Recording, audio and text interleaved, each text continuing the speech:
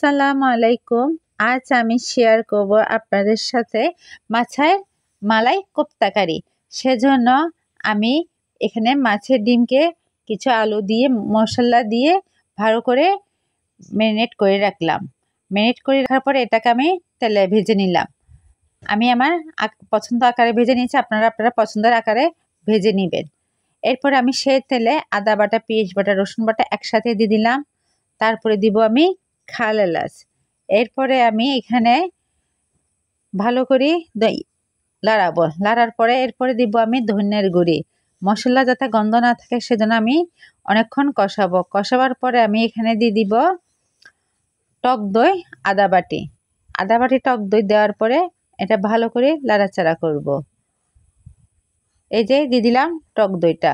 এরপর ভালো করে লাড়াচাড়া করার পর আমি দিব মরিচের গুঁড়ি।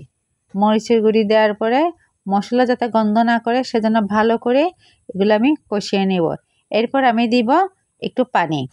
পানিটা দেওয়ার পরে এর ফাঁকে আমি কিন্তু লবণ দিয়ে দিয়েছি। আপনারা আপনাদের স্বাদ মতো লবণটা দিবেন।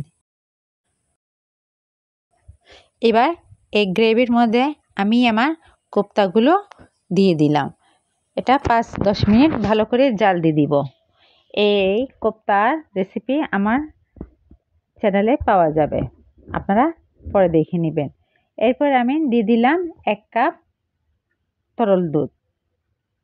দেওয়ার পরে এটা লাড়িয়ে নিলাম। এরপর আমি দিব এখানে কিছু কাঁচামরিচ, ফালি করে রেখেছি কাঁচামরিচ, সে কাঁচামরিচগুলো এখানে দিব। এরপর আমি দিব লেবুর রস। আমি একটা লেবু ভালো করে চিপে রেখেছিলাম, ওই রসটাই এখানে দিয়ে দিলাম, তাহলে খেতে একটু ভালো লাগবে। এরপরে এখানে আমি কাঁচামরিচ ফালি করে রাখা দিলাম, আবারও তারপর দিলাম বেরেস্তা। ব্যাস হয়ে গেল আমার মাছের ডিমের মালাইকারি। মাছের ডিমের মালাইকারিটা দেখতেই খুব সুন্দর হয়েছে, খেতেও কিন্তু খুবই মজা হয়েছে। বাচ্চারা তো চেটেপুটেই খেয়ে ফেলেছে।